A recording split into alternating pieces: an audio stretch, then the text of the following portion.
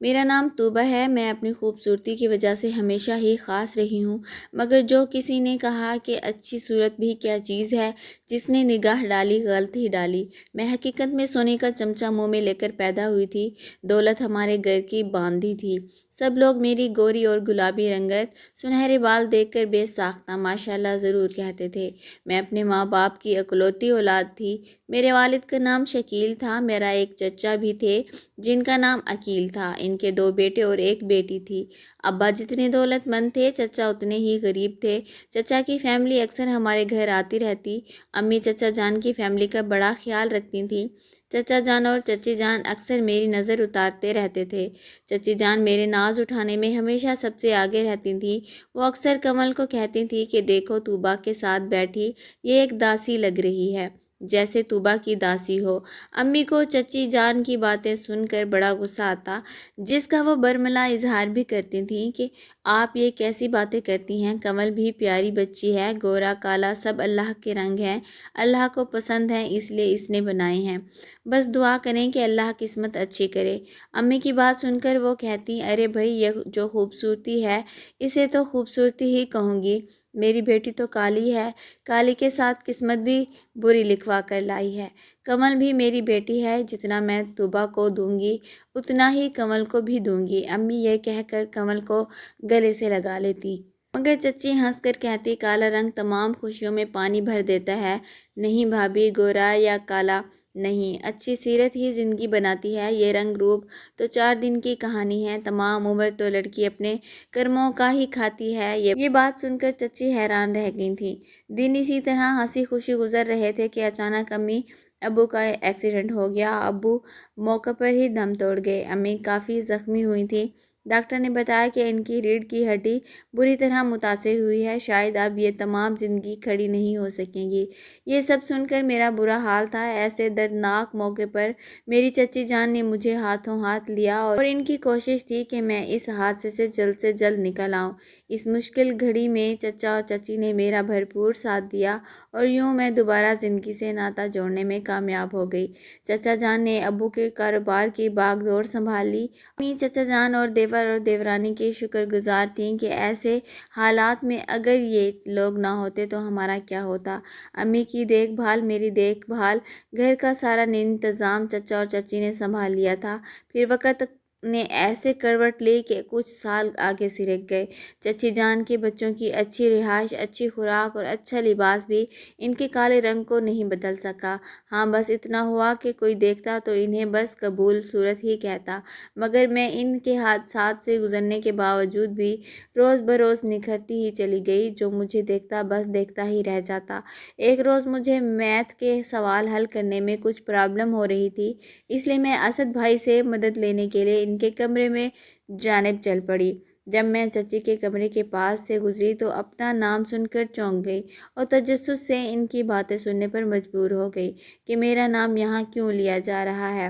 چچی کی آواز میرے کانوں میں پڑی، طوبہ کی تعریف کر کر کے اب میں تنگ آ چکی ہوں۔ الو کی پٹی کے نام تمام جائیداد ہے، ابھی صرف 15 سال کی ہے، 3 سال ابھی اور اس کو سہنا پڑے گا۔ جب یہ جائیداد اپنی مرضی سے اپنے چچا کے نام کر دے گی تو مجھے سکون آئے گا، مگر مما تب تک میں آپ سے کالی کالی کا گانا سنتی رہوں گی اور وہ حسن کی پری بنی رہے گی۔ آپ کو پتہ نہیں ہے جب کوئی اس کی تعریف کرتا ہے تو کیسے کیسے سانپ مجھے پڑھنے کو آتے ہیں۔ یہ کمل کی آواز تھی جس نے میری ریڑھ کی ہڈی میں سنسناہٹ بھر دی تھی۔ ارے بیٹا تو میری چندہ ہے، ذرا صبر کرو، اسد سے طوبہ کے رشتے کے لیے تمہارے بابا اور میں سوچ رہے ہیں، گھر کی دولت گھر میں ہی آ جائے گی، پھر اس کو تمہاری نوکرانی نہ بنا دیا تو میرا نام بدل دینا، بس جہاں اتنا انتظار کیا ہے وہاں تھوڑا اور صبر میری جان۔ اس کا مطلب تو یہ ہوا کہ اب مجھے ساری زندگی اس حسین چڑیل کو جھیلنا ہوگا۔ نہیں امی ایسا نہ کریں، کچھ ایسا کریں کہ یہ ہماری نظروں سے دور ہو جائے۔ کمل زہر اگل رہی تھی، بیٹا تم مجھے سمجھ کیوں نہیں رہی ہو؟ جب تک اس کی ماں زندہ ہے ہم طوبہ کا کچھ نہیں بگاڑ سکتے۔ مما وہ عورت بانجھ ہوتے ہوئے بھی ابھی تک نہیں مری کیا؟ شوہر کے غم میں ہی مر جاتی، پتہ نہیں کب تک انتظار کرائے گی۔ بڑھیا۔ اتنی زہر بھری باتیں سن کر میرا سانس یکدم ہی کم ہونے لگا تھا۔ مجھے تو یقین ہی نہیں آ رہا تھا کہ یہ سب لوگ مجھ سے اتنی نفرت کرتے ہیں، وہ بھی صرف اس وجہ سے کہ میں خوبصورت ہوں۔ چچے جان، میں تو اپنا دل پہلے ہی اسد کو دے چکی تھی۔ میری نزدیک تو خوبصورتی بدصورتی کی کوئی اہمیت نہیں رکھتی تھی۔ میں تو خود بخود اس دولت جائیداد کو چچا جان کے نام کر دینا چاہتی تھی۔ میں نے امی سے بات کر بھی لی تھی، مگر بس مناسب وقت کا انتظار تھا۔ مگر آپ سب نے میری آنکھیں کھول دیں کہ میں خود اپنے پیروں پر کلہاڑی مارنے والی تھی۔ خدا کا شکر ہے کہ اللہ نے میرے سامنے اعتبار کی دیوار کے پیچھے کا اصل روپ آپ ظاہر کر دیا تھا۔ اس سے پہلے کہ میں اپنی ماں کو ان سب باتوں کا رازدار بناتی کہ ایک حادثے نے میرا سب کچھ لوٹ لیا۔ ابھی میں نہا کر کمرے میں آئی تھی۔ آج میں نے گلابی لباس پہن رکھا تھا۔ میں اپنے لمبے بال سکھا رہی تھی کہ یکدم ایک دور پار کا رشتہ دار آ گیا اور وہ میرے کمرے میں داخل ہو گیا اور مجھے کہنے لگا، میری بیٹیا کیا کر رہی ہے؟ ارے نہا کر آئی ہے۔ میں اپنے اس رشتہ دار دیکھ کر پہلے تو حیران ہوئی، پھر ان کی میٹھی باتوں پر مجھے اپنے بابا کی یاد آنے لگی تھی، کیونکہ وہ عمر میں مجھ سے بڑے تھے۔ وہ بھی مجھے پیار میں بٹیا ہی کہتے تھے۔ پھر مجھے خیال آیا کہ یہ رشتہ دار، ان کا کیا پتہ یہ کیا چال چل رہے ہوں۔ دل ہی دل میں جیسے کہ چچا اور چچی چال چل رہے ہیں۔ وہ مجھے کہنے لگے، طوبیٰ بیٹی، تمہارے بال کتنے لمبے ہیں، انہیں کیسے سلجھاتی ہو؟ آؤ یہاں ادھر پاس بیٹھو۔ اس نے محبت سے کہا تو میں ان کے پاس بیٹھ گئی، کیونکہ مجھے ان کی عزت کا خیال تھا اور میں ان کا احترام کرتی تھی۔ تمہیں پتہ ہے کہ تمہیں کتنی خوبصورت ہو؟ یہ خوبصورتی تم نے کہاں سے حاصل کی ہے؟ اچانک مجھے اپنے اس دور پار کے رشتہ دار کی حرکتیں کچھ عجیب سی لگیں اور میں نے ان سے کہا کہ یہ آپ کیا کر رہے ہیں؟ میرے منہ پر رومال باندھ کر انہوں نے میری عزت تار تار کر دی۔ مجھے لوٹنے کے بعد وہ بولے، اب تم اپنی زبان بند رکھنا، اس بند کمرے کی بات باہر نہ جائے، بہتری اسی میں ہے۔ اے لڑکی، خاموش رہنا، اگر کسی کو کچھ بتایا تو اچھا نہیں ہوگا۔ تیری حسین صورت سے مجھے نفرت ہے اور اب کسی کو منہ دکھانے کے قابل نہیں رہی۔ تیری خوبصورتی ہی تیری بربادی ہے۔ پھر یوں ہی میں چپ چاپ ظلم سہتی رہی اور اپنے اندر ایک بڑا راز لیے ہوئے، دفن کیے ہوئے، کسی کے آگے کچھ بھی نہیں کہا، اور میں یوں ہی سانس لیتی رہی اور یوں ہی دن گزرتے گئے کہ ایک دن میں نماز پڑھنے کھڑی ہوئی تو کمل نے کھولتا ہوا پانی مجھ پر پھینک دیا، اور اس وقت میں رکوع میں گئی تھی اور اس ظالم نے کھولتا ہوا پانی مجھ پر پھینک دیا، جس سے میرا پیٹ، پاؤں اور سر جل گیا۔ میں بے ساختہ چیخ پڑی۔ میری چیخ سن کر چچا اور چچی نے آ کر دیکھا کہ میری پیٹھ اور پاؤں بری طرح جل چکے ہیں۔ میں درد سے چلا رہی تھی اور کمل کھولتے پانی کی بالٹی لیے کھڑی ہوئی تھی۔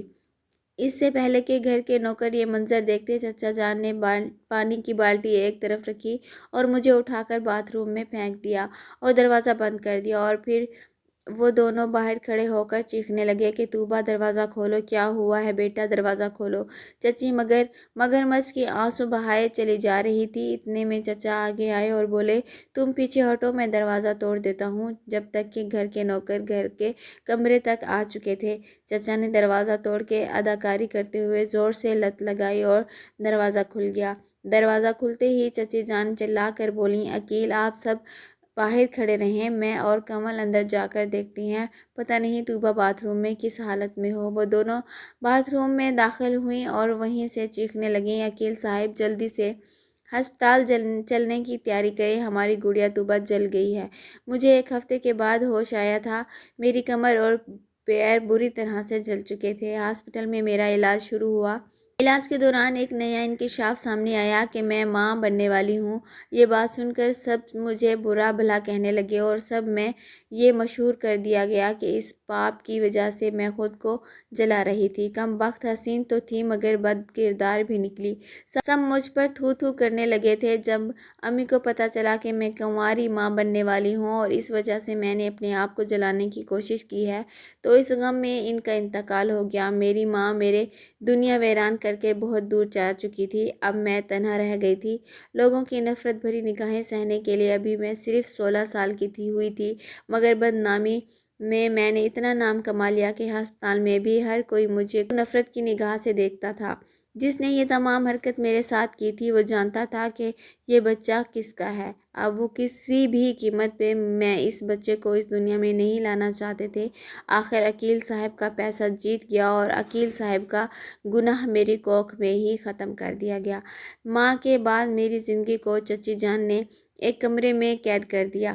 میں نے اپنے کمرے سے نکلنا بند کر دیا۔ بہت ضرورت کے وقت ہی میں باہر نکلتی ورنہ نہیں۔ مہینوں سے میں ایک ہی کمرے میں زندگی بسر کر رہی تھی۔ باہر کیا ہو رہا ہے مجھے کچھ پتہ نہیں تھا، نہ ہی کوئی مجھے کچھ بتاتا تھا۔ کسی نے آ کر یہ تک نہ پوچھا تھا کہ تم کمرے سے باہر کیوں نہیں آتی ہو۔ وقت پر لگا کر اڑتا رہا۔ میں نے خدا سے لو لگا لی، وہ جو سب کے حال سے واقف اور مختار کل ہے۔ کل تک دولت جس کے گھر کی باندھی تھی، آج وہ یتیم ہو کر اپنے ہی گھر میں قید تھی۔ عقیل صاحب نے آفس کے ایک قابل لڑکے کو دولت کا لالچ دے کر کمل سے شادی کرنے پر راضی کر لیا۔ اسد پڑھائی کرنے لندن چلا گیا اور دولت کو ہر مرض کی دوا سمجھنے والوں کو نے ہی بگاڑ دیا۔ عمر غلط کام جو کہ شراب کا عادی ہوا، دولت کو دونوں ہاتھوں سے لٹا رہا تھا۔ چچا چچی کو صرف عمر کا ہی تھوڑا غم تھا کہ وہ بگڑ گیا ہے، ورنہ وہ خوشیاں خوب کیش کر رہے تھے، اپنی خوشیوں میں خوش تھے۔ انہیں دوسروں کی کیا پرواہ تھی۔ اللہ ظالم کی رسی دراز ضرور کرتا ہے مگر جب پکڑتا ہے تو۔ ایک دن چچا سوئے تو دوسرے دن ان سے اٹھا ہی نہیں جا رہا تھا۔ پتہ چلا کہ ان کو فالج کا حملہ ہوا ہے۔ ان کا آدھا دھڑ بالکل ہی بے جان ہو گیا تھا۔ پیسہ پانی کی طرح بہایا گیا مگر وہ ٹھیک نہیں ہوئے، بلکہ پتہ چلا کہ ان کے دل کی تینوں وال بھی بند ہو گئے ہیں۔ اسی غم میں چچی کو شوگر اور ہائی بلڈ پریشر ہو گیا اور لینے کے دینے پڑ گئے۔ لوگوں کو شوگر ہوتی ہے، ہائی بلڈ پریشر ہوتا ہے مگر وہ سالوں جیتے ہیں، مگر ان کی یہ بیماری اتنی خطرناک ہوگی کہ ان کے جسم میں پانی بھرنا شروع ہو جاتا، پھر وہ پانی پھوڑا بن کر پھٹ جاتا اور وہاں زخم بن جاتا۔ دوسرا غم ان کو یہ لگا کہ ان کے لاڈلے عمر کو کسی نے گولی مار دی۔ جوان بیٹے کی موت نے ان دونوں کو توڑ کر رکھ دیا۔ سونے پر سہاگا یہ ہوا کہ کنول کے شوہر نے کنول کو طلاق دے دی۔ اپنی 4 سالہ بیٹی کو لے کر کنول روتی پیٹتی گھر آ گئی۔ اس کی بچی بھی اپنی ماں کی طرح گالی سیاہ تھی، مگر کنول اب خود ماں تھی اس لیے اسے اپنی بیٹی حور لگتی تھی۔ ان پہ در حادثات ہوتے جا رہے تھے اور وہ برداشت کرتے جا رہے تھے۔ اب چچا جان بستر پر موت کے منتظر، موت سے بدتر زندگی گزار رہے تھے۔ اب ان کے جسم پر کیڑے پڑتے جا رہے تھے اور جسم سے عجیب ناگواری بو آتی تھی۔ وہ سب کہتے ہیں کہ خدا کے لیے میری موت کی دعا کرو، مجھ سے یہ تکلیف برداشت نہیں ہوتی۔ کنول نے اپنے بڑے بھائی اسد کو فون کیا اور یہاں کے حالات بتا کر گھر آنے کی تاکید کی۔ اب کنول اکیلی باپ اور بیٹی دونوں کی دیکھ بھال کر رہی تھی، مگر کسی نے میرے کمرے میں جا کر نہیں جھانکا کہ میں کیسی ہوں، زندہ بھی ہوں یا مر گئی ہوں۔ میں نے پہلے ہی سب سے ناتا توڑ کر کمرے میں بسیرا کر لیا تھا۔ کوئی ملازمہ آتی، کھانا پانی دیتی اور چلی جاتی۔ ایک دن اچانک شور و غل نے مجھے باہر جھانکنے پر مجبور کیا۔ آخر وجہ کیا ہے؟ کنول کیوں چیخ رہی ہے؟ گھر میں کیسا شور ہے؟ یہ کیا ہنگامہ ہے؟ چچا جان نے بستر پر لیٹے لیٹے اپنے ملازم سے پوچھا کہ کیا بات ہے؟ کنول کیوں آسمان سر پہ اٹھا رہی ہے؟ انہیں ملازم سے پتہ چلا کہ کنول کی 6 سالہ بیٹی کی مالی کے بیٹے نے عزت خراب کر دی ہے اور وہ بچی کو ہسپتال لے کر جا رہے ہیں۔ یہ سنتے ہی عقیل صاحب کی آنکھوں میں آنسو آ گئے۔ انہیں وہ سب یاد آنے لگا تھا جو کچھ میرے ساتھ ہوا تھا۔ پھر خبر آئی کہ کنول کی بچی زخموں کی تاب نہ لا کر مر گئی ہے اور کنول اسی غم میں پاگل ہو گئی۔ اسد جب گھر واپس آیا تو سب حالات دیکھ کر حیران رہ گیا۔ اب کنول بالکل پاگل ہو چکی تھی۔ کبھی وہ بلیڈ سے اپنے آپ کو زخمی کرتی تھی، کبھی چھری سے اور کینچی سے اپنے سر کے بال سارے کاٹ لیتی۔ چچا جان تو خود تکلیف میں تھے، اوپر سے کنول کا غم، انہیں موت نہ آئی تھی۔ ایک دن اسد نے ملازم سے پوچھا کہ توبہ کہاں ہے؟ ملازم نے اسے بتایا کہ توبہ تو اپنے کمرے میں ہی ہوتی ہے، کچھ ہو جائے وہ کمرے سے باہر نہیں آتی۔ سالوں بیت گئے، ان کو کسی نے نہیں دیکھا۔ ہاں، ایک ملازمہ عائشہ ہے، ان کے کمرے میں جاتی ہے۔ اسد یہ سن کر غصے میں توبہ کے کمرے میں چلا گیا۔ اف، یہ کون سی پری ہے جو حوروں جیسا پاکیزہ چہرہ لیے قرآن پاک کی تلاوت کر رہی ہے؟ ایسا لگ رہا تھا جیسے نور اس کے چہرے پر ایسا کھل گیا تھا، نگاہ بے ساختہ عقیدت سے جھک جائے۔ وہ طوبیٰ کو مخاطب کر کے بولا، یہ سب کیا ہے طوبیٰ؟ اس گھر میں اتنا کچھ ہو گیا مگر تم اس کمرے سے باہر نہیں آئی ہو۔ کیا قیامت گزر گئی اس گھر پر؟ مگر تم آرام سے اس کمرے میں رہیں۔ تمہیں امی کی موت کا غم نہیں، عمر کا غم نہیں، کنول کے اجڑنے کا غم نہیں، میرے ابو کی تڑپ تڑپ کر جینے کا غم نہیں، کنول کی بیٹی مر گئی ہے تمہیں اس کا بھی غم نہیں۔ کنول کی بیٹی کا سن کر میں نے بے ساختہ کہا، یہ کب ہوا؟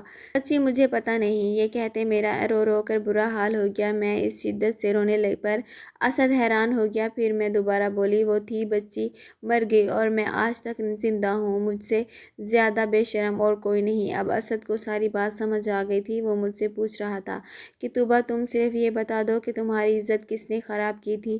میں آنسوؤں سے تر چہرہ لیے اسد کو دیکھنے لگی۔ پلیز طوبیٰ، میں تم کو بہت چاہتا تھا۔ جب مجھے پتہ چلا کہ تم ایسی ہو تو تم سے دور چلا گیا، مگر تمہارے آنسو بتا رہے ہیں کہ تم پاکیزہ ہو، تم پاک ہو، تمہیں کسی نے اپنے ہی حوض کا نشانہ بنایا تھا۔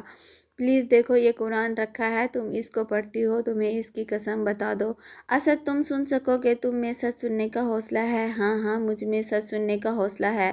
تو چلو میں تمہیں حقیقت بتاتی ہوں کہ میرے ساتھ یہ کس نے کیا۔ اور پھر میں نے اس کو اپنے اس رشتہ دار کے بارے میں سب کچھ بتا دیا۔ حالات کی کرنی ایسی ہوئی کہ وہی میرے آگے آ گیا، میرے آگے بیٹھ کر رونے لگا اور تمام حالات کے اوپر اسے مکافات عمل لگنے لگا اور مجھ سے گڑ گڑا کر معافیاں مانگنے لگا۔ اسد یہ دیکھ کر بہت رویا، سوچ بھی نہیں سکتا تھا کہ طوبیٰ کے ساتھ یہ شخص ایسا کر سکتا ہے۔ اسد رنگ کا کالا ضرور ہے لیکن من کا اچھا تھا، اجلا ہوا تھا، ہیرے جیسا دل والا۔ اسد میری تمام مرحومیوں پر اپنی محبت کے پائے رکھ چکا ہے۔ خدا میری جنت پر اب کسی کالے دل والے کا سایہ نہ پڑنے دے، آمین۔ پیارے ناظرین، السلام علیکم۔ امید کرتی ہوں آپ کو کہانی پسند آئی ہوگی۔